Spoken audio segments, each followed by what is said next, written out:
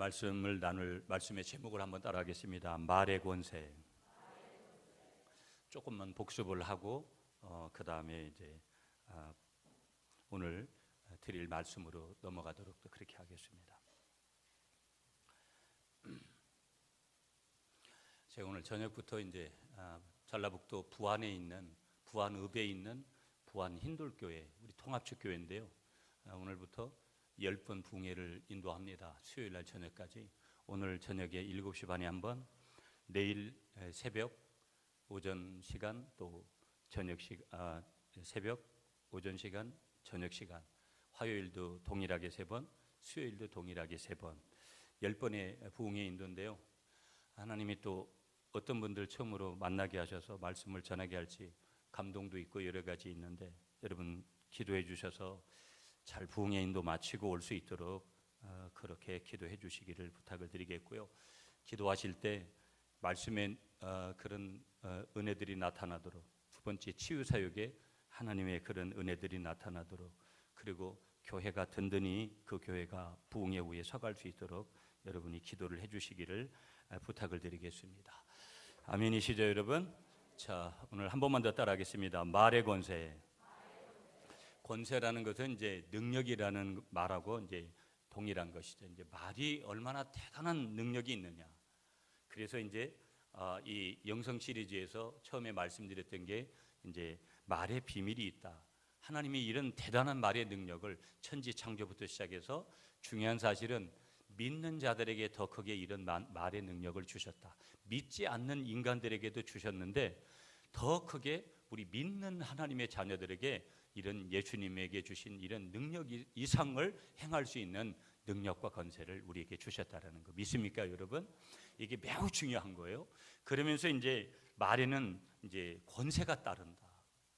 말에는 능력이 있다라는 것이죠. 그래서 지난 시간까지 2번에 거쳐서 첫 번째로 드렸던 말씀이 뭐냐면, 말은 육체에 영향을 미치더라는 거예요. 저도 여러분 아직도 저희 가족들이나 겉으로 이렇게 드러나 있는 사람들 앞에서나, 여러분 보이지 않는 곳에서나 사람이 항상 동일하면 그 사람이 진짜잖아요. 가면 쓰고 앞에서는 뭐가 하는 척하고 뒤에서는 엉망이고, 이게 참 힘든 거거든요. 우리가 지금 사순절 기간을 지나고 있는데 우리가 그런 것을 회복하는 거예요. 이 사순절 기간에 이중적인 가면을 벗고 정말 하나님 앞에서나 사람 앞에서나, 어두운 곳에 있을 때나 우리가 밝은 곳에 있을 때나, 나는 하나님 앞에서 대단한 존재는 아니지만 내가 하나님 앞에서 그 거룩을 유지하겠노라, 여호와께를 향한 성결을, 그 거룩한 삶을 나는 살겠다, 이런 결단을 하는 시간들이 이 사순절이거든요. 사람은 이중적인 것 때문에 힘들어요. 사람은 다 이중적인 게 있습니다. 제가 말씀드리잖아요. 아무리 부흥회를 전하고 뭘 그래도 여러분이 저의 약함을 보면 시험에 들 수 있습니다. 여러분에게 있어서 여러분이 가지고 있는 약함을 다른 사람이 보면 시험 들 수 있는 거리들이 매우 많습니다. 인간은 그래서 다 죄인이고, 인간은 추잡하고, 인간은 깨끗할 수가 없습니다. 그저 하나님께서 나에게 베풀어 주신 은혜가 있기 때문에 오늘 이 자리에 있는 것뿐이죠. 우리는 저 사람은 나보다 못한 사람으로 여기고, 나는 저 사람보다 못한 사람이라고 자존감이 낮아질 때가 있지만 그렇지 않습니다.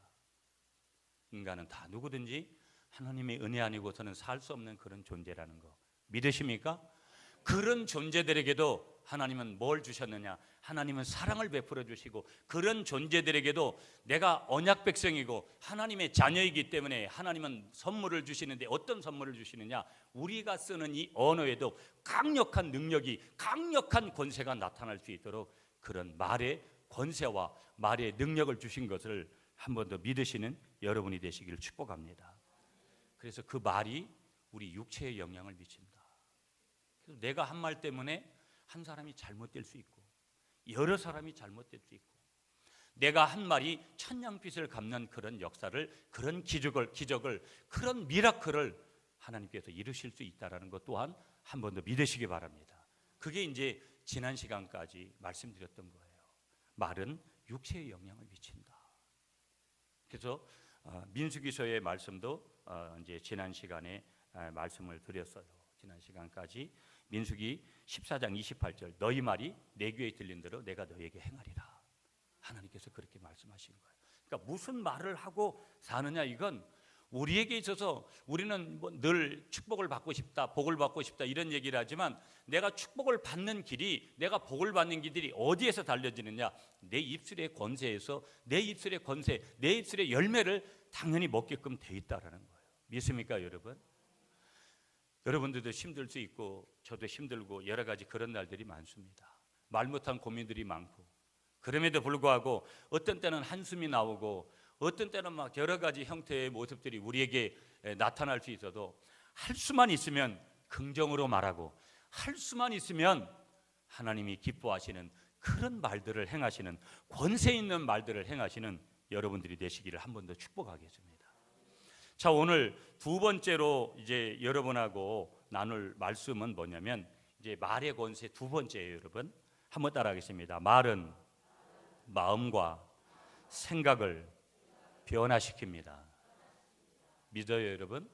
믿습니까?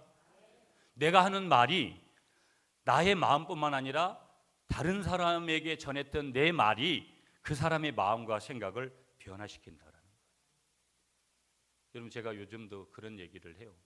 교회든 어느 곳이든지 항상 공동체다 보니까 문제 있는 거예요. 긍정적인 사람이 많으냐 부정적인 사람이 많으냐, 그거는 앞으로의 방향을 굉장히 예시하는 거예요. 교회에서 부정적인 말을 하면 안 된다는 걸 계속 강조합니다. 왜 그러느냐? 이 말씀이 그대로 우리에게 전해주는 거예요. 그런 부정적인 말을 하면 그 부정적인 말을 들은 초신자나 아니면은 신앙이 어린 사람들이, 신앙이 있는 사람들도 포함해서 그 말을 들으면 마음과 생각이 변화가 일어나는 거예요. 목회자에 대한 부정적인 얘기를 했다든지, 성도들에 대한 부정적인 얘기를 했다든지, 타인에 대한 부정적인 이야기를 했다든지, 그것이 직장에서든지 가정에서든지 그렇게 이야기하는 부모님의 얘기를 들으면 자녀들도 마찬가지로 그런 부모님을 어떻게 한다? 닮아간다 이 말이에요. 왜? 말의 권세 때문에. 그래서 말은 마음과 생각을 변화시키더라는 거예요. 여러분 지난 주간에도 제가 책을 몇 권 가져왔었는데 이 책이 아름다운 혀라는 책이에요. 저자가 누구냐면 리로이 쿠프슨이라는 그런 분인데, 이분이 이 책에서 아름다운 혀가 어떤 혀냐 한 9가지로 이렇게 정의를 해놨어요. 이 챕터를 보니까 첫 번째 아름다운 혀가 뭐냐면 조용한 혀라는 거예요. 조용한 혀. 이게 어떤 혀냐 이런 의미들은 부연히 설명 안 할게요. 두 번째 감사하는 혀. 충분히 이해할 수 있죠, 여러분 들으시면서. 세 번째 증거하는 혀. 오늘 믿는 자들에게는 이제 전도를 하느냐 전도를 안 하느냐, 전도를 하는 거와 안 하는 이 혀는 너무나 다르다라는 거예요. 네 번째 깨끗한 혀. 다섯 번째 친절한 혀. 여섯 번째 험담하지 않는 혀. 일곱 번째 진실된 혀. 여덟 번째 만족하는 혀. 아홉 번째 소박한 혀. 리로이 쿠프슨이라는 분이 이 그의 책에서, 이 아름다운 혀라는 이 책에서 아름다운 혀는 9가지로 이렇게 정의를 해볼 수 있다. 이 외에도 여러분 이런 혀도 아름답습니다. 이런 혀도 아름답습니다. 이런 혀도 아름답습니다. 우리가 여러 가지로 이렇게 정의를 해볼 수 있는 것도 참 많이 있죠. 여러분 우리가 좀 우리 인체로 조금 이 말에 대한 설명을 좀 가져와 볼게요. 우리 몸은 뭐 세포도 있고 신경도 있는 거예요. 우리 장로님은 뭐 늘 뇌수술을 하시니까 여러 가지 뭐 이런 사람이 인체가 가지고 있는 것을 우리보다 훨씬 더 많이 알고 있겠지만, 그래도 전문의들도 모르는 게 많을 정도로 신체에는 이 아주 이 신비를 가지고 있는 거예요. 그래서 저도 이제 의학 공부를 하려고 그러는 게 아니라 치유 사역을 하려 보니까 사람의 인체를 알아야 되잖아요. 그래서 이제 뭐 지난번에도 말씀드렸지만 경추, 흉추, 뭐 요추 이런 것들, 저는 뭐 그게 몇 개가 있는지도 모르고 관심도 없었거든요. 그런데 치유 사역하면서 사람에 대한 관심을 이렇게 가지기 시작하고, 여러분 저분이 어디에 지금 문제가 있는지 이런 거에 대한 관심을 가지기 시작하고. 왜 그러냐면 많은 분들이 제가 오늘도 분명히 여러분 제가 가는 교회가 이제 분명히 보면 몸이 아프신 분들이 상당히 많이 나올 거예요. 그게 그 교회만 그런 게 아니라 오늘 이 말씀을 듣고 있는 여러분에게도 그런 것들이 현실이고 저에게도 마찬가지고, 병원에서 10가지 중에 2가지 정도가 겨우 고칠까 말까 하는 현실 속에 있으니까, 신종병들이 계속해서, 신종 바이러스들이 계속해서 발생이 되니까, 우리 인체 중에 이제 신경이라는 조직이 있는데, 신경 조직이 있는데 이게 참 신묘막측한 거예요. 여러분 한번 좀 설명을 좀 들어보세요. 가만히. 우리 몸의 신경 조직 중에 가장 중요한 조직은 뇌신경이라는 거예요. 우리 장로님이 주로 수술하시는 이 부위죠. 뇌신경. 다른 신경도 중요하죠. 그렇지만 뇌신경이 매우 매우 중요하다라는 거예요. 인간의 모든 행동들, 내가 하고 있는 모든 행동이 뇌신경의 지시에 의해서 이루어지기 때문에 그런 거예요.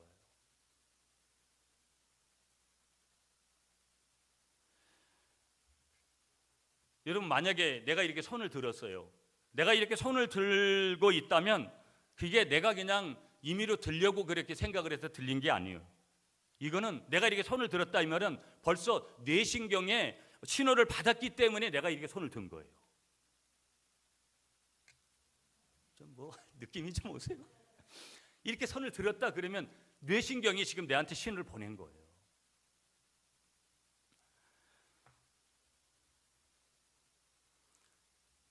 그러니까 만약에 예를 들어 가지고 이런 거죠. 보면은요, 예? 말하는 것이나 내가 이렇게 말을 해요, 또 내가 어떻게 움직임을 해요, 이런 모든 것들이 다 뭐예요? 이 뇌신경에 의해서 이루어진다라는 거예요. 내가 지금 말하는 것도 뇌신경이 말하라고 신호를 보냈기 때문에 지금 내가 말을 한다 이 말이에요. 믿습니까 여러분? 믿으세요? 그러니까 우리가 하고 있는 거의 모든 행동이 다 뭐예요? 이 뇌신경의 지배를 받고 있다는 거예요. 통제를 받고 있다는 거예요. 그런데요, 특별한 경우가 하나 있어요. 그 특별한 경우가 뭐냐면 뇌신경의 지배를 받지 않고 반사적으로 움직이는 신경도 있다는 거예요. 우리 신체 중에서 반사적으로 움직이는 거, 이걸 반사신경이라고 얘기를 하거든요. 그런데 보세요. 예를 들면 여러분, 우리가 라면을 끓인다고 냄비에다가 이렇게 물을 끓이다가 뜨거운 것을 딱 옆구리를 만졌더니 뜨거운 것을 딱 만졌어요. 그렇게 만졌을 때 순간적으로 우리가 뜨겁잖아요.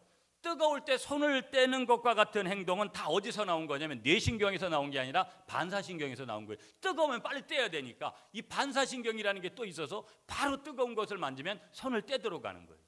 물론 띨띨해가지고 약간 좀 동작이 떠가지고 결국은 뭐예요? 손을 쥐어가지고 치약을 바르든지 뭐 또 이런 경우도 있잖아요. 그러나 빨리 이렇게 떼려고 하는 거, 그거 다 어디서 온 거냐면 뇌신경이 아니라 반사신경을 통해서 그렇게 되어진다라는 거예요. 만약에 라면을 끓이는데 뜨거운 것을 순간 만졌는데 여러분, 이때 손을 평소처럼 떼지 않는다, 뇌신경의 지시를 받고 움직이려 했다가는 문제가 심각하죠. 완전 들어붙을 수도 있잖아요. 화상을 입는 거죠. 근데 반사신경이 작용을 해서 우리가 이제 최소한의 피해를 막아주는 거예요. 참 놀라운 거예요. 인체의 신비라는 것은 하나님이 이런 우리를 만드신 것이죠. 믿습니까 여러분? 그런가 하면은요, 또 한 가지 봐야 될 내용이 뭐냐면 뇌신경의 영향을 전혀 받지 않고 자동적으로 움직이는 부분도 있는 거예요. 이건 뇌신경도 반사신경도 영향을 받지 않아요. 전혀 영향을 받지 않는 그 기관이 어디냐면 우리 심장, 우리의 간, 우리 위장, 그 다음에 우리 대장, 우리의 폐, 이런 부분들은 내부 기관이 그렇다라는 거예요. 다 이런 내부 기관. 그러니까 이 기관들은 여러분, 뭐 오늘 우리가 이 주제들은 조금 우리 본문을 다루는 것보다는 주제를 좀 다루는 설교이기 때문에 이 기관들은 자율신경에 의해서 움직인다라는 거예요. 자율신경. 아까 뇌신경 얘기했고 반사신경 말씀드렸고 지금 자율신경에 대해서, 그러니까 이런 기관들은 다 자율신경에 의해서 그때그때마다 대처를 해나간다 이 말이에요. 믿습니까? 만약에 뇌신경에 의해 내부 기관이 움직인다, 만약에 뇌신경에 의해 가지고 심장이 움직이고 폐가 움직이고 간이 움직이고 위가 움직이고 뭐 이렇게 되어진다 가정한다면, 만약에 우리는 그렇게 된다면 너무 신경을 많이 써서 우리의 머리카락은 가뜩이나 제가 늘 말씀드리잖아요. 이 머리카락 하나하나 떨어지는 게 너무너무 소중하게 느껴지는 이때 여러분 머리카락 하나를 남기가 쉽지 않다라는 거예요. 신경을 너무 많이 써가지고. 근데 하나님은 이미 다 그런 것까지도 걱정을 하시고 염려하시고 다 계획하시고 해서 그런 거 하지 않도록 우리에게 어떤 신경을 주셨느냐? 자율신경이라는 것을 우리에게 주셨다라는 거예요. 뿐만 아니라 한 가지 더 보면 심장을 움직이기 위해 잠도 잘 수 없을 거라는 거예요. 만약에 뇌신경이 심장을 통제한다면, 깜빡 졸기라도 우리가 했다면 죽기 십상이죠. 그러나 자율신경에 맡겨져서 그 자율적으로 심장은 심장 안에서 그런 대처들을 해나가도록 그렇게 한다라는 거예요. 그러나의 문제를 한번 좀 봐야 되는데, 그러나 하나님께서 우리 신체의 중요한 조직을 모두 자동 시스템으로 만들어 주신 줄 믿습니다. 그렇기 때문에 우리가 신경을 쓰지 않고 생활하고 기도하고 건강하게 잠을 자고 일어날 수 있는 것, 이것이 얼마나 큰 은혜이라는 거 믿으시는 여러분이 되시기를 축복합니다. 물론 어떤 때는 잠이 오질 않아서 불면증 때문에 고생할 때도 있고 그렇지만 뭐 여러 가지가 있어서 고장이 나고 그럴 때도 있지만, 그러나 기본적으로 우리 주님이 우리를 만드실 때는 뇌신경도 반사신경도 또 자율신경도 이런 여러 가지 역할을 하는 기관들을 만드셔서 그렇게 모든 기관들이 또 그때그때 대처를 하도록 그렇게 만드셨다라는 거예요.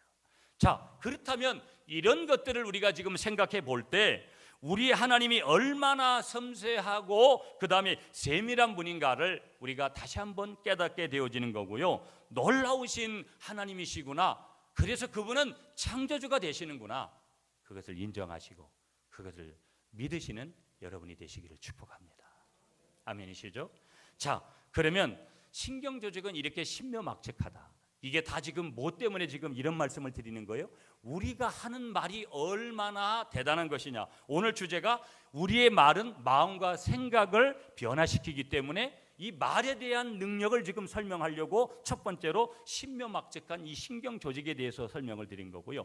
두 번째 오늘 주제에서 말은 마음과 생각을 변화시킨다라는 이 주제에서 두 번째로 우리가 좀 생각해보고 고민해야 될 부분이 뭐냐? 한번 따라하겠습니다. 생각, 마음, 말은 삼각관계입니다.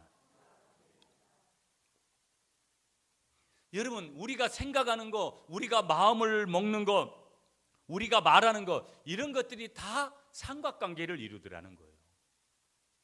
관계가 없다면 이런 설명을 오늘 제가 말씀으로 안 드립니다. 관계가 있기 때문에 신경조직이나 이런 뇌신경이든지 반사신경이든지 오늘 자율신경이든지 이런 것들이 우리에게 있어서 우리가 하는 말과 연관이 있기 때문에 이런 말을 드리는데, 말과 마음과 생각이 어떤 관계를 이루냐? 삼각관계를 이루더라는 거예요. 자, 여러분 이런 질문 한번 해볼게요.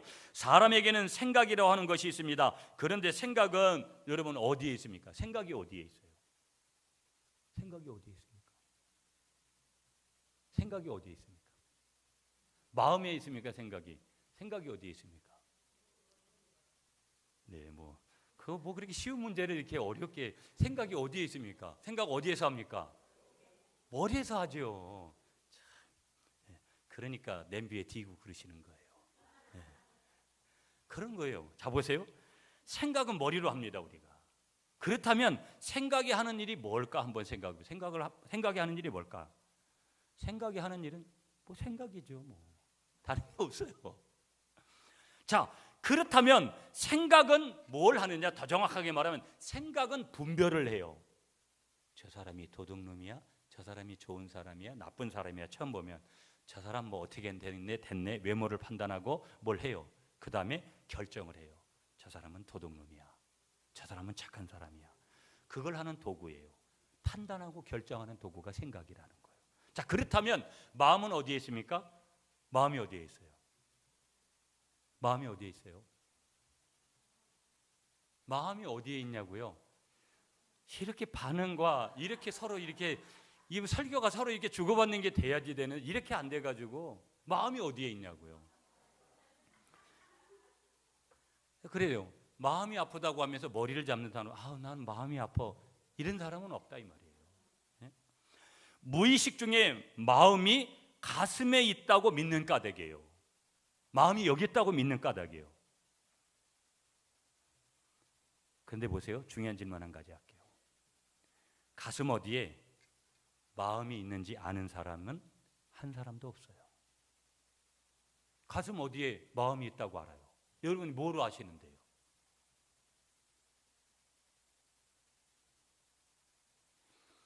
중요한 거 한 가지를 여러분에게 다시 알리는 거예요. 마음은 영에 속한 것이기 때문에 실체가 보이지 않습니다. 뭐라고요? 마음은 어디에 속한 것이라고요? 영에 속한 것이기 때문에 실체가 보이지 않아요. 마음을 볼 수가 없잖아요, 우리가. 마음을 한번 보고 싶은데 저 사람 도대체 들어가가지고 저 사람 마음이 어떤지 한번 보고 싶은데 못 보잖아요. 여러분이 보았다라는 것은 실체를 전체적으로 보지 않은 거예요. 코끼리 등만 약간 본 것뿐이라는 거예요. 다른 사람의 마음을. 그러니까 우리는 사람을 함부로 평가할 수가 없는 거죠. 보면 내가 다 볼 수 없기 때문에 영으로 봐야 되기 때문에. 그러나 분명한 것은 뭐예요? 분명한 것은 그렇게 생각을 해도 분명한 것은 마음이 실제한다는 거예요. 마음이 없는 분이 아무도 없어요. 다 마음이 있는 거예요. 여러분들에게도 저에게도 있는 거예요. 이 마음은 주로 느끼는 일을 해요. 뭐 하는 일을 한다고요? 느끼는 일을 한다고요. 그래서 어떤 것을 느끼냐면 아 슬프다 마음으로 느끼는 거예요. 아 기쁘다, 아 즐겁다, 아 답답하다, 아 상쾌하다, 좋다, 싫다, 그립다, 이런 감정들을 담당하는 부분이 어디냐면 우리의 마음이에요. 우리의 마음. 그런데 보세요. 생각을 말씀드렸어요, 마음을 말씀드렸어요. 이 생각과 마음은 서로 유기적인 관계에 있다라는 거예요. 내가 생각을 마음에 품으면, 내가 생각을 하면 마음으로 어떻게 해서 어떤 결단을 하고 어떤 선택을 해요. 실행에 옮기는 거예요. 서로 유기적인 관계를 가지고 있다라는 거예요. 예를 들어 과거에 내가 아픔을 주었던 사람이 생각나면 자연스럽게 그 아픔을 주었던 사람이 생각나면 자연스럽게 마음에 밀려오는 감정이 뭐냐면 그 사람에 대한 미움의 감정이 밀려와요. 반대로 내가 생각을 하는데 내가 예전에 나에게 기쁨을 주었던 사람을 생각나면 마음도 따뜻해지고 흐뭇하고 즐거워져요. 참 그때 그 사람 때문에 내가 정말 고마웠는데. 내가 오늘 아침에도 여러분 제가 지난번 인천 집회 때 벌써 몇 개월이 지났잖아요. 어느 집사님이 과일 바구니 큰 거 하고 그 다음에 그 꽃을 이렇게 그 한 바구니 하고 또 무슨 또 꽃 한 바구니를 또 이렇게 해서 줬어요. 그래서 그 저를 이렇게 호텔에서 계속해서 이제 픽업해줬던 이제 장로님이 서울에서 사업을 하는 분이었는데 그분이 그걸 싣고 와가지고 저한테 전해주는 거예요. 근데 그냥 좀 며칠 지나면 그게 시드는 거 아닌가 이렇게 했는데 지금 몇 개월이 지났잖아요. 3개월 정도 이렇게 됐는데 싱싱하게 그 화분에 저희 집에 이렇게 오늘 아침에 놓여져 있는 거예요. 아니 저게 아직도 저렇게 싱싱하게 있네. 그러니까 그 집사님의 마음이 떠오르는 거예요. 아, 되게 고맙다. 제가 뭐 부흥회 가서 어떤 사람들하고 연락을 주고받고 저는 그런 거 안 합니다. 그런데 거기서 끝난 거예요. 그분이 어떤 분인지도 몰라요. 그런데 그분이 생각나는 거예요. 그러면서 제가 이렇게 얘기했어요. 주님, 저 집사님을 축복해 주세요. 여러분, 이 목회자의 축복은 매우 중요한 거거든요. 그러니까 그걸 봤기 때문에 제가 그 축복의 말이 나오더라고요. 너무 감사하더라고요. 보면은요. 이렇게 그분이 나에게도 이런 마음을 주니까 그분을 떠올리기만, 그 꽃을 보기만 하면 그런 게 떠오르는 거예요. 연상이 되는 것이죠. 보면 왜 그럴까? 생각과 마음은 서로 유기적인 그런 관계에 있다라는 거예요. 그런가 하면 좀 마음을 한번 조금 더 설명하면 여러분, 오늘 본문은 중요하게 다루지 않아요. 계속해서 이제 말에 대한 권세에 대한 부분에 초점을 여러분 주제에 맞추고 따라오셔야 되니까 마음도 마찬가지라는 거예요. 누구를 좋아하는 마음이 생기면 그 사람이 자꾸 생각나는 거예요. 그렇잖아요. 연애할 때 안 그랬습니까?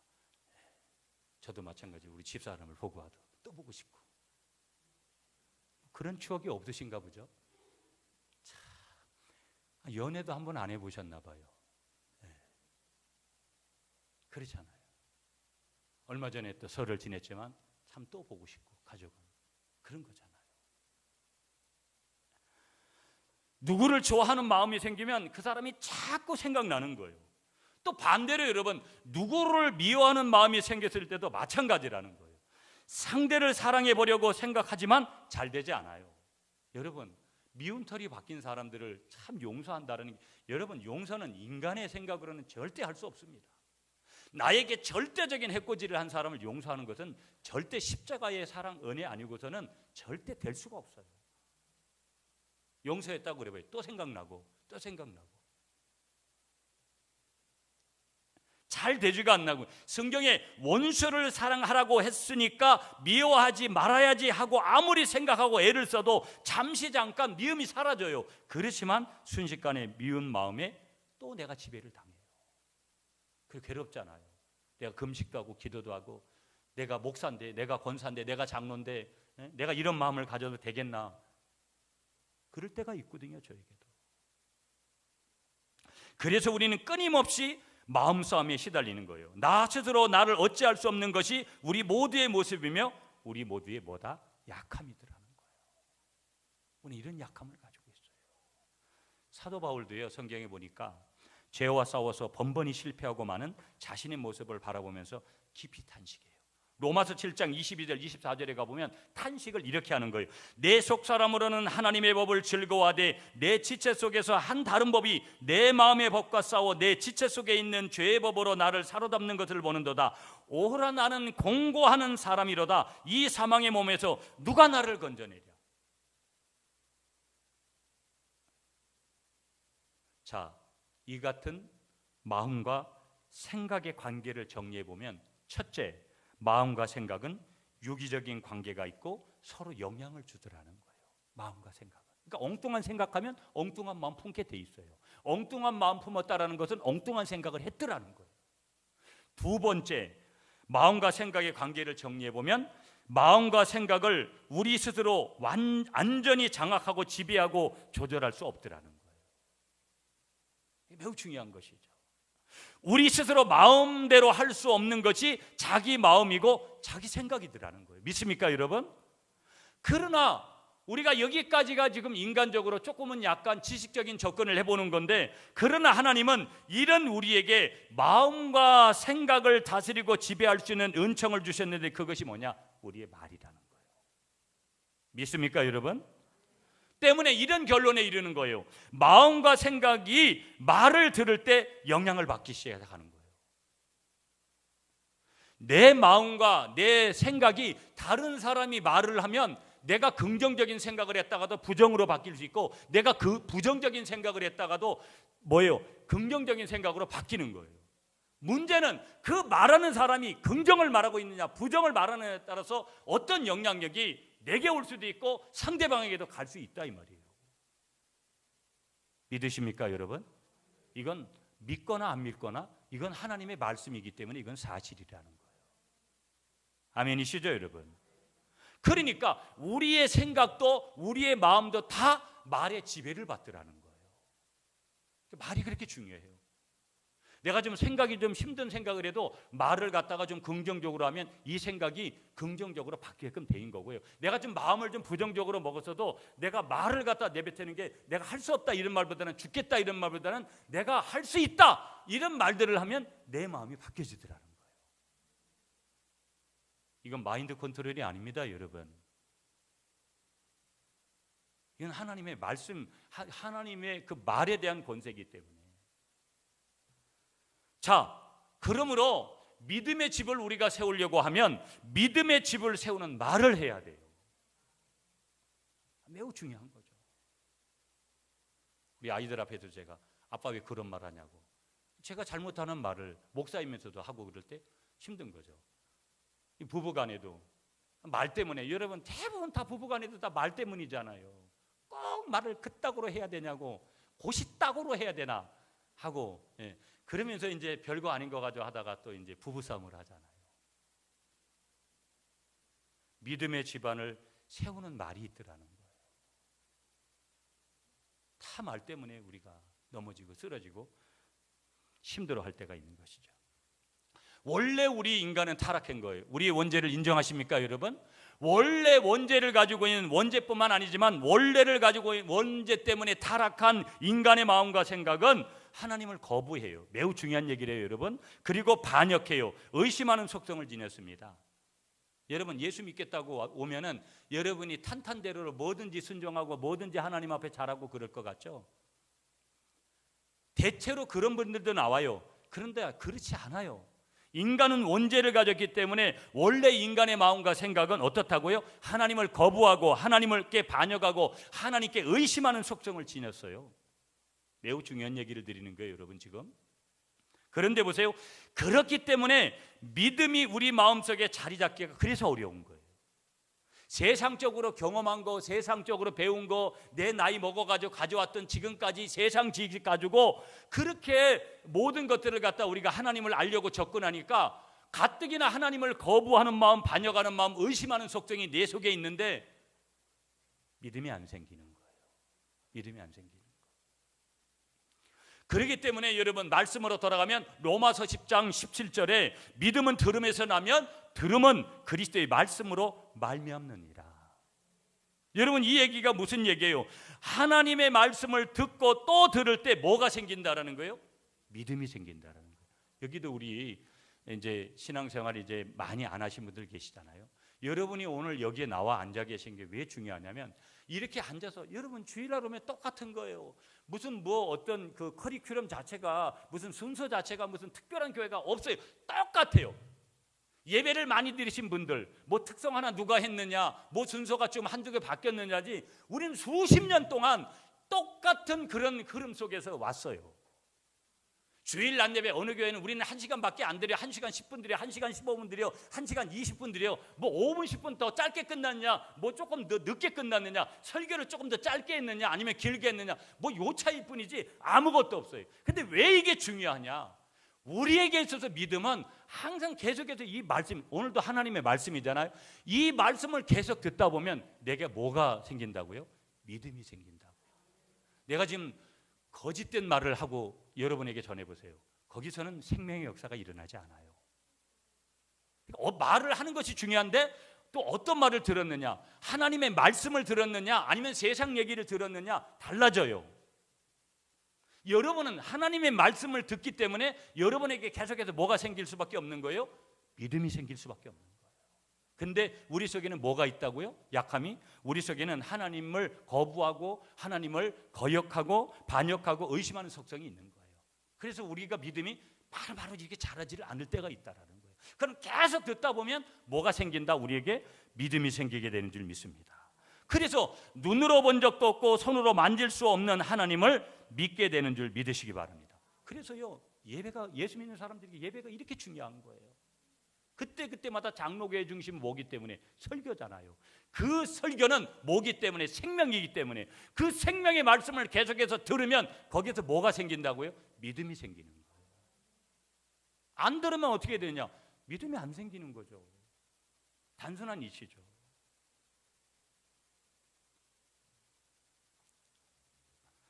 어떻게 생각하면 하나님을 믿는다라는 것이 이상하기도 해요, 여러분. 그렇잖아요. 보지도 못한 하나님과 보지도 못한 세계를 말만 듣고서 마음과 생각 속에 믿음의 집을 짓고 변화된 삶을 살게 되는 것이 어떤 때는 신기할 뿐이에요. 그렇잖아요. 내가 어떻게 이렇게 믿음의 경지에까지 이렇게 왔을까 생각해 보면 내가 어떻게 이렇게 목사가 됐을까? 내가 어떻게 이렇게 돼서 내가 정말 하나님의 말씀을 전할 수 있는 이런 사람이 됐을까? 어떻게 생각하면 너무 감동이고 어떤 때는 너무 놀라기도 하고. 그러나 말씀이 곧 하나님이고 하나님이 곧 말씀이시기 때문에 말씀을 듣기만 하여도 믿음이 생기는 것은 당연한 이치라는 거예요. 아멘이시죠, 여러분? 말은 마음과 생각을 지배한다라는 것을 믿으시기 바랍니다. 창세기 15장 1절로 여러분을 좀 안내하면 거기 이런 말씀을 하세요. 하나님께서 아브라함아 두려워하지 말라. 나는 내 방패요 너는 지극히 큰 상급이니라. 말씀을 내 안의 생각과 마음에 계속 들려주시는 거예요. 아브라함이죠. 그때의 인물은 그 안에다가 그렇게 들려주시면서 아들아 나는 내 방패요 너의 큰 상급이니라. 하나님께서 아브라함에게 계속 그렇게 말씀하세요. 그러니까 아브라함의 마음 안에 말할 수 없는 힘과 용기와 믿음이 충만해졌잖아요. 그러니까 갈대아 우르를 떠나는 거예요. 여러분 예수 믿은 적 예수의 예자도 들어보고 하나님의 하나 합자도 들어보지 못한 사람이 어느 날 갈대아 우르를 75세에 노인이 돼서 떠난다는 것은 있을 수가 없는 건데도 떠나잖아요. 말 때문에. 이 말의 능력이에요. 이처럼 사람의 마음과 생각은 말에 의해서 지배를 받고 변화된다라는 거. 여러분, 제가 또 책 2권을 가져왔어요. 제가 계명대학교 석사 박사 과정에 공부할 때 음대 교수님이, 미국에 가서 음대 교수님이 이 책을 소개했어요. 이게 지금 몇 권까지 나간지 모르겠는데 일본의 에모토 마사루라는 분이 쓴 거예요. 물은 답을 알고 있다.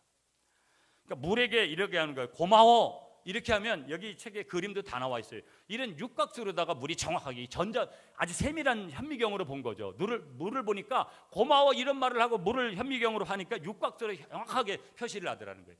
근데 물에다 대고 망할 놈 이런 얘기를 하다 보니까 그 육각수가 완전히 찌그러지더라는 거예요.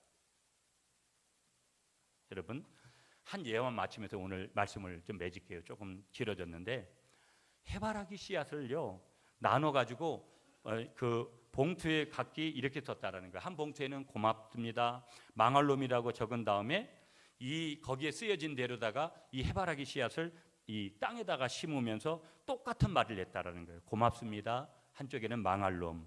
그런데 나중에 결과를 보니까 이런 결과가 나왔다라는 거예요. 고맙다라는 말을 한 씨앗은 해바라기 씨가 윤기가 잘잘잘잘 흐르고 둥그런 잎사귀를 달고 무럭무럭 잘 자라더라는 거예요. 근데 반대편에 망할 놈이라고 이렇게 말을 써놓고 한마디 던지면서 그렇게 심은 해바라기 씨는 어떻게 됐냐면 섬유질이 엉망이고 또 구멍이 숭숭 뚫려가지고 이제 옳게 이제 씨앗이 맺히질 않았더라는 거예요.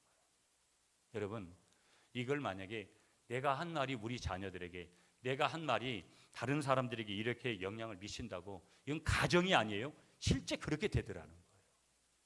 내가 어떤 말을 하느냐에 따라서 이 상황이 달라지더라는 거예요. 내가 내뱉은 이 한마디 말이 얼마나 대단한 위력을 하나님께서 주셨잖아요. 선물로. 그것도 공짜로 주셨잖아요.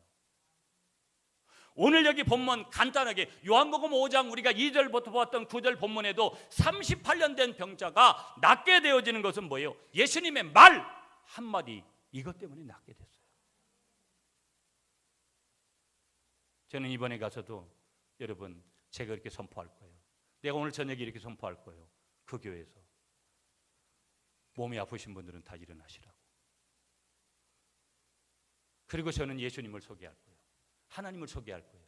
하나님은 만왕의 왕이 되시고 죽은 지 나흘 된 나사로도 살리시고 하나님은 홍해를 가르시고 하나님은 치료하시는 하나님이고 하나님은 지금도 살아계셔서 여러분을 치료하실 수 있는 유일한 분이신데 그것을 믿습니까?